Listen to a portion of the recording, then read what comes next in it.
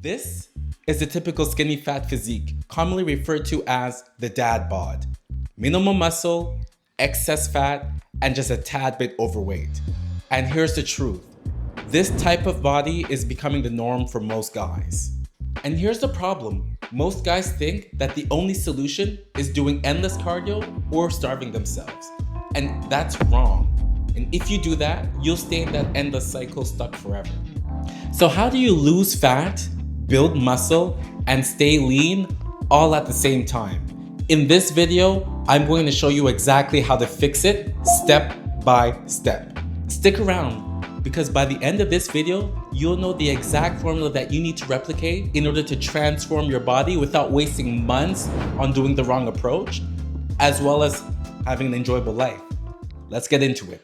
The next thing that I would take a look at is your training strategy. So over here, I kind of broken this down into different categories in terms of how aggressive you want to train to build that muscle. Because like I said, you want to attack the fat, but you also at the same time want to grow muscle. To make this exercise easy, I took a look at different criteria in order to help me determine, well, where would I fit in terms of the training strategy that I want to adopt. So I have lifestyle as a category. So that being said, if you are somebody who is very active, say you play pickleball, or you do tennis, or you play basketball, you play hockey, and those type of activities, if you do them, twice, 3 times per week, that's very demanding on the body.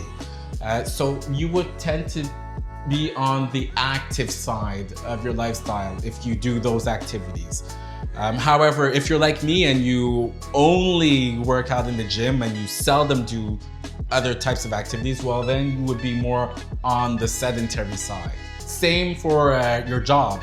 So if you work as somebody who does, for example, construction, where you're outside, you're moving heavy things around, building things, well, that in a sense will mean that you're more on the active side. However, if you're somebody like me who works a desk job as a project manager and you're behind the computer for 9 to 5, well, you're more of a sedentary type person. Now, time as a criteria, meaning how much time do you have in a day, because you may have a lot of commitments that you take away from your time. Some of you may have kids, or you may be working multiple jobs.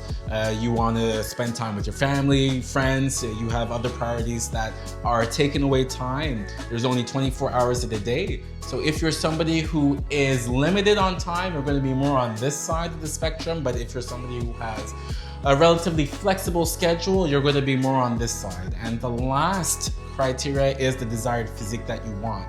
For me, I want to be jacked. It is my goal, but maybe for yourself, it might not be the case. So if you're somebody who's looking more for an athletic look, you're more on that side. If you're looking for the jacked look, you're going to be more on this side. How this table works is I pretty much, based on my circumstance, I would say that I would be in the 5 times per week category, where I would do a push-pull legs upper lower split.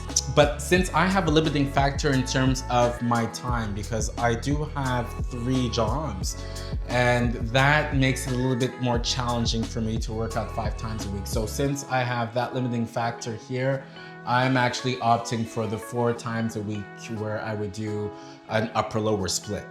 So that being said, try this exercise for yourself, where you can determine, where you should be working out, because I want to make sure that you're consistent when it comes to training. There's no point in you going to gun for a 5 times per week program if you're not going to be able to follow through, because you're not going to get the results. I need you to commit to something if it's going to be the 3 times per week, because you may be in the category where your job, in fact, is the limiting factor, where you're active. Just stick to go ahead and do the full body workout.